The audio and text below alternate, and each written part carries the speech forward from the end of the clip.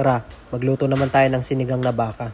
Pinakulo ko na pala to sa pressure cooker ng 1 oras. Tinimplahan ko to ng sibuyas, kamatis, pamintang buo, tsaka ko linagyan ng tanglad. Isalin lang natin sa kalderong paglulutuan natin. After ito masalin, lalagyan lang natin yan ng sinigang sa sampalok, original. Lalagyan natin ng pangsigang, so idalagay na natin yung ating labanos. Itong mga gulay na nilagay ko, ito yung available ko sa ref. After natin mailagay yung mga labanos, so lalagay na rin natin yung cabbage. Nilagyan ko to ng cabbage para mas maraming gulay, mas masarap. After natin linagay yung mga cabbage, isusunod naman natin dyan ang mga bell pepper. Ang use ng bell pepper na mas lalong babaw ang ating sinigang na baka. So, after natin ilagay yung mga bell pepper, ilalagay na natin yung kangkong. Mas maraming gulay, mas masarap.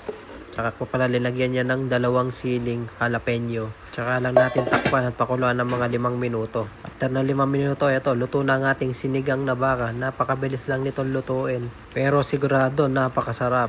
Tignan nyo naman yung baka, nalulusaw na sa sobrang lambot. Siyempre, ano pa hinihintay natin? Magpe-plating na tayo. Oh, napakasarap at napakaraming gulay ng ating sinigang na baka. Bagay na bagay to sa maulan at napakalamig na panahon. So, ano pang hinihintay mo? Tag mo na yung kaibigan mo mahilig kumain ng sinigang na baka. Kung nagustuhan mong video nito, paki-like and share naman po. Salamat po. Comment down mo na rin dyan below kung ano pang lulutuin natin sa susunod.